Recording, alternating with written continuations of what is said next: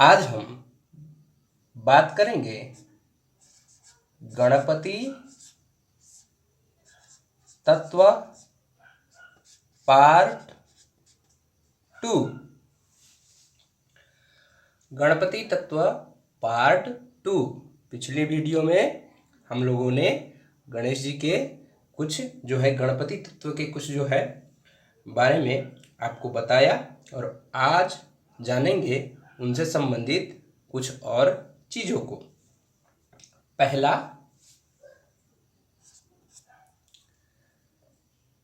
प्रथम पूज्य क्यों?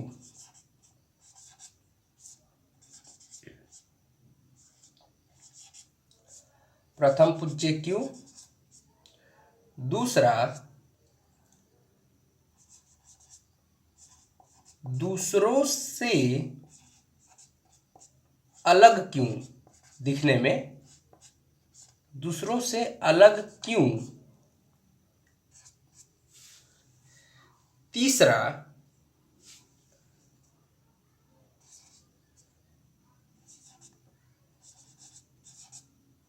स्वरूप का ज्ञान,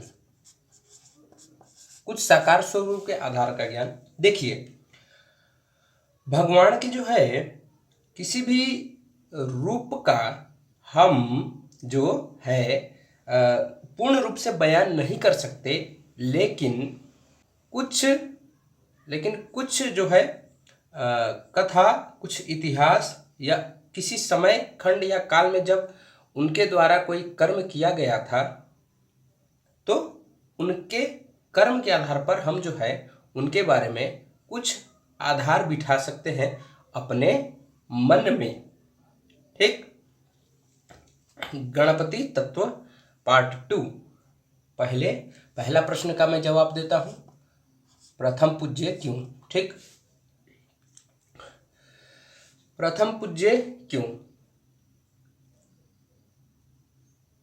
जब हम पूजन पाठ करते हैं तो क्या चीज हमें पूजन पाठ करने से रोकती है?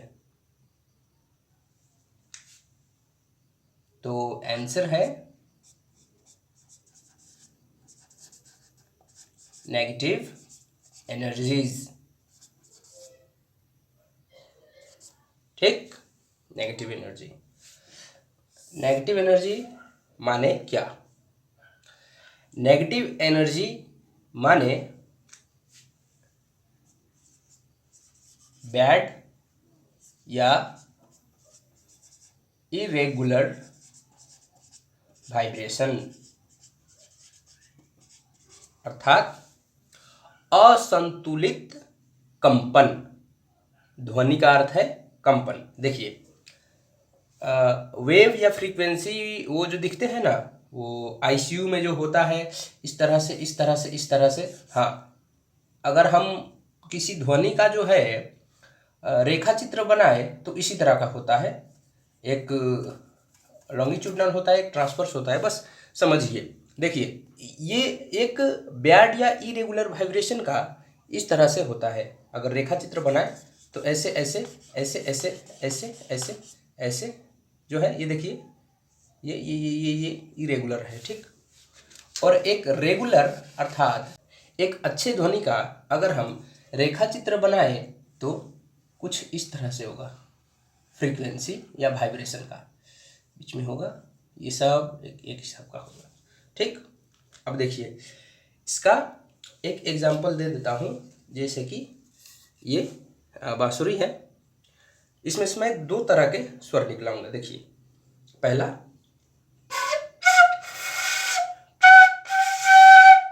ये एक इरेगुलर वाइब्रेशन है, खराब वाला। अब थोड़ा अच्छा वाला बजाता हूँ।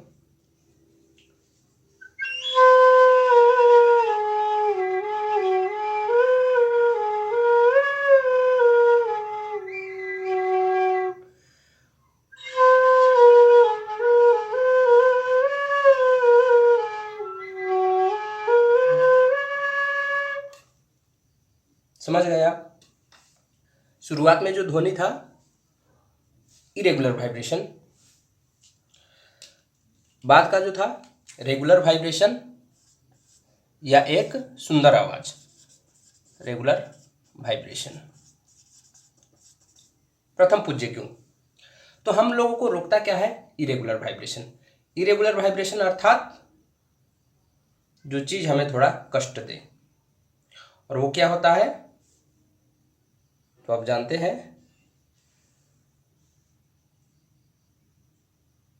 अतृप्त पितृ, या इस तरह से बोलिए, हवा में कोई भी हो सकता है, कुछ भी हो सकता है, सिर्फ इंसान ही नहीं, कोई पशु पक्षी, कुछ भी जो एक पीड़ादायक मृत्यु से मरा हो, या कोई चीज अधूरी हो, या कुछ भी। तो हवा में क्या होता है? शरीर तो मर जाता है, लेकिन उसका श्वास जीवित रहता है, चाहे इंसान हो, पशु हो, या कुछ भी हो। तो मरने के बाद क्या होगा? इस तरह से इरेगुलर वाइब्रेशन में होगा, जो एक पीड़ादायक मौत मरेगा, चाहे वो अकाल मृत्यु में मरे, कोई बीमारी से मरे, या कुछ भी। मरने के बाद शरीर जल गया, उसके बाद ये वाइब्रेशन बनता है। ठीक, ये वाइब्रेशन बनता है।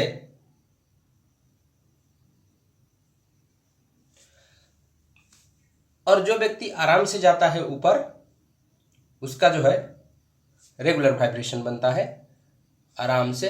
ये जो है वो देखते हैं, कोई बाबा जी लोग समाधि में चल जाते हैं, तो बाद में उनकी जो है पूजा होती है तस्वीर की, गुरुओं की, तो ये वाइब्रेशन है। एक संतुलित मृत्यु के बाद जो है एक संतुलित स्तर से जो है ऊपर जाते हैं, तो ये वाइब्रेशन, एक संतुलित वाइब्रेशन की पूजा होती है।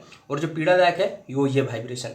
अब देखिए, जो इस अवस्था में ऊपर जाता है, तो प्रकृति इसी अवस्था में उस चीज को रखती है ऊर्जा, और कोई व्यक्ति इनको याद करता है, स्मरण करता है।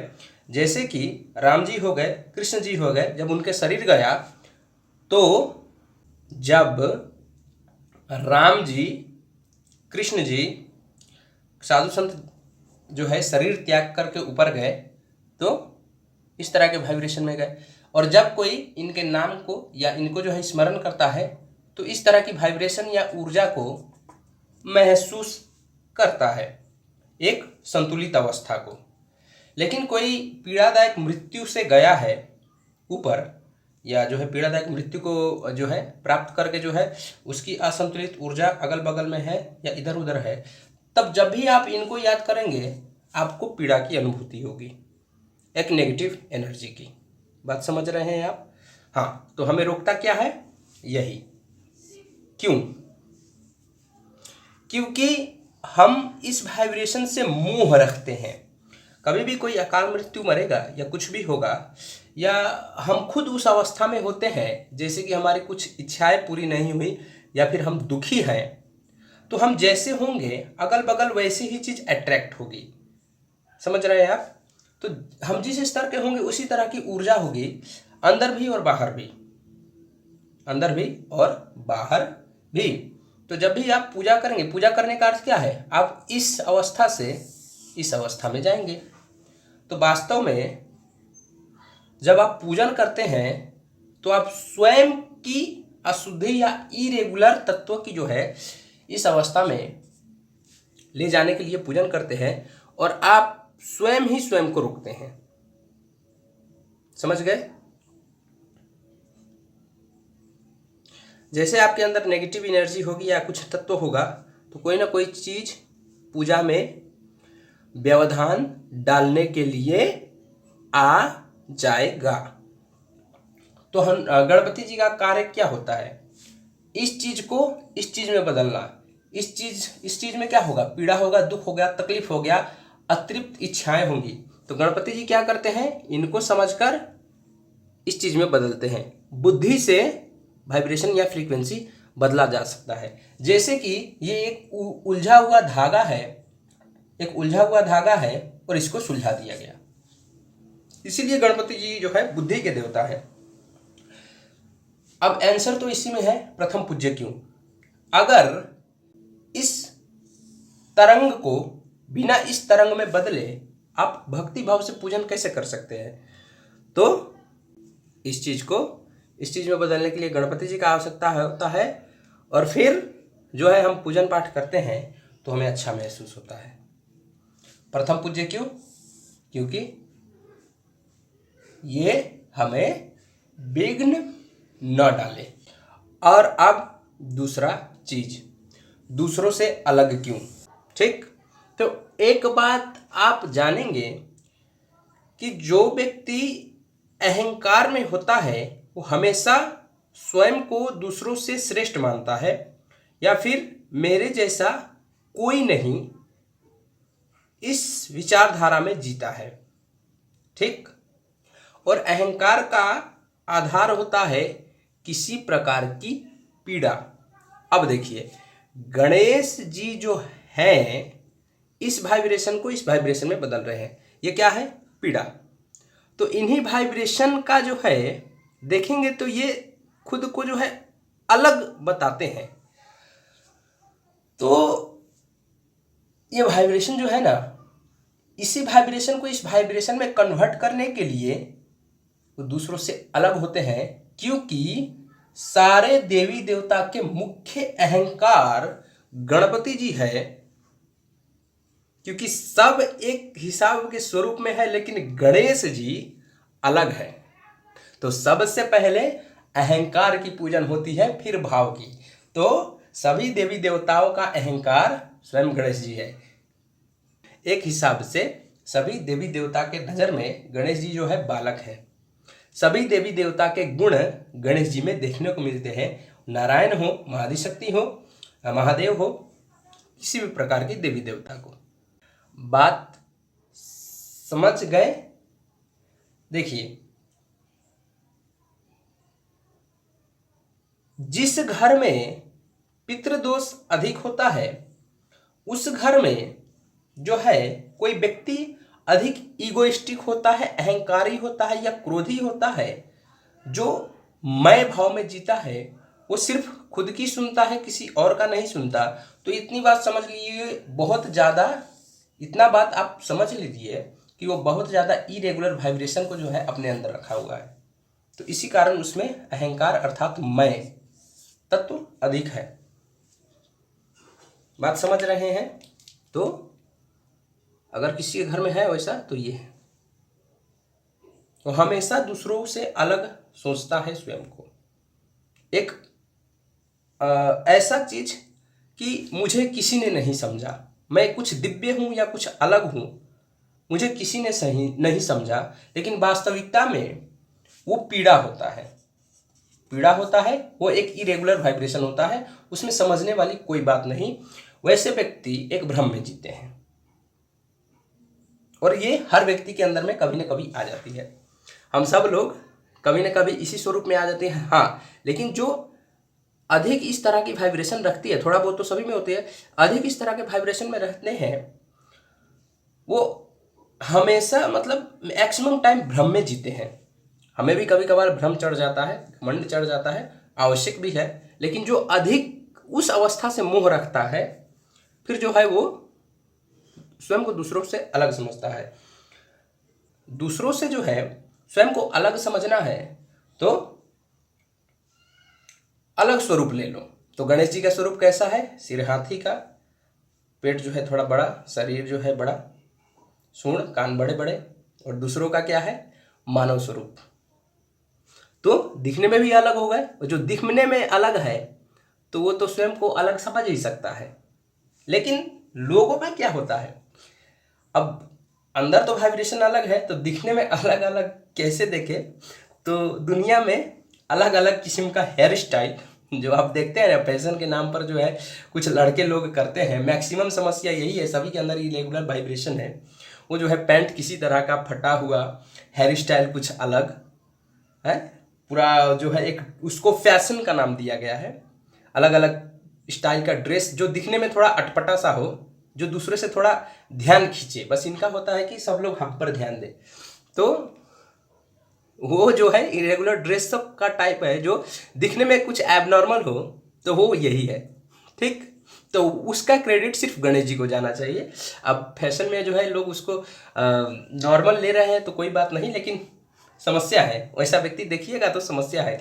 व्यक्ति को देखने से ही उसके अंदर क्या है पता चल जाता है। तो बात यह है, प्रथम पूज्य क्यों समझ गए, दूसरों से अलग क्यों समझ गए। स्वरूप का ज्ञान। उनका कान बड़े हैं, कान बड़े हैं, सूंड है। सूंड क्यों है? तो देखिए, हाथी का सूंड क्यों है? तो हाथी वायु अधिक अपने अंदर लेता है सूंड से। वायु अधिक अंदर लेने का अर्थ है इस तरह का इरेगुलर वाइब्रेशन खींचना। उनका काम क्या है? ये तो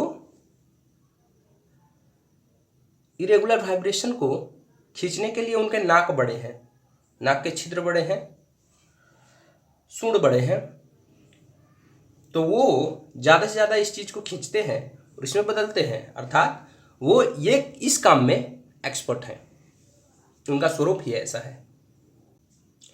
अब आते हैं कान पर। गणपति जी का जो है पूजन करने से केतु स्ट्रांग होता है। केतु अर्थात अगल बगल के एनर्जी को समझने वाला, चीज़ों को समझने वाला आध्यात्मिक ग्रह। राहु नहीं, राहु तो अलग अवस्था में जीते हैं, राहु को नियंत्रित करते हैं ये, लेकिन केतु जो है स्ट्रांग है, और केतु वाले जो है सुनते हैं। तो ये सुनने का अर्थ है इसी तरह की वाइब्रेशन को जो है अंदर लेना, बुद्धि से सोचना और समझना। जब ये चीज अंदर होता है तब व्यक्ति इसको समझ नहीं पाता, तो बाहर के जो ध्वनि आते हैं कान में, तो उससे समझ जाते हैं हम कि हमारे अंदर इस तरह की चीज़ें हैं। जैसे कि अभी एक मैं वीडियो बना रहा हूँ, बाइक गया, तो शायद मेरे अंदर कुछ इसी तरह की एनर्जी है, तो हमें भी सोचना है कि कुछ है जो जिनको ठीक करना है। कान का ज्ञान हो गया। मोटे क्यों हैं? दिखने में शरीर जो है नॉर्मल क्यों नहीं है?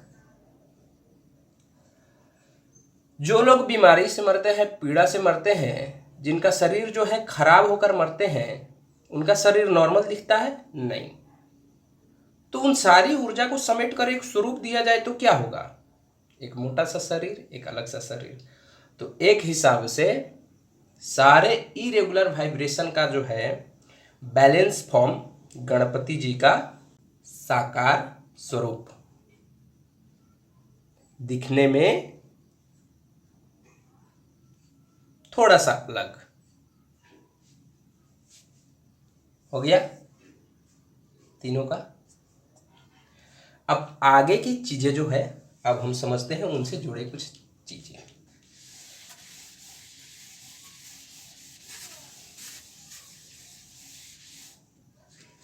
बड़े बड़े चीजों का जो है सब ध्यान देते हैं, छोटी छोटी चीजों पर ध्यान नहीं देते।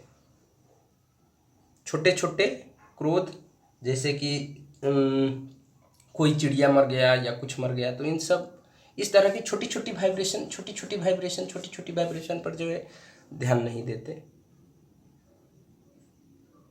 तो उसी का सूचक जो है दूर्वा, इनको दूर्वा क्यों चढ़ती है? ये प्रतीक है उस ऊर्जा की जो छोटी है। ये प्रतीक है उस ऊर्जा की जिनको ध्यान नहीं दिया जाता। दूर्वा पर कौन ध्यान देता है? कोई नहीं। छोटा सा पौधा होता है, छोटा सा। और मैं एक बात बोलूं तो ये जितने भी वनस्पति हैं वो एक असंतुलित ऊर्जा का जो है प्रतिबिंब है, जो धरती में गड़ा हुआ है, जो कभी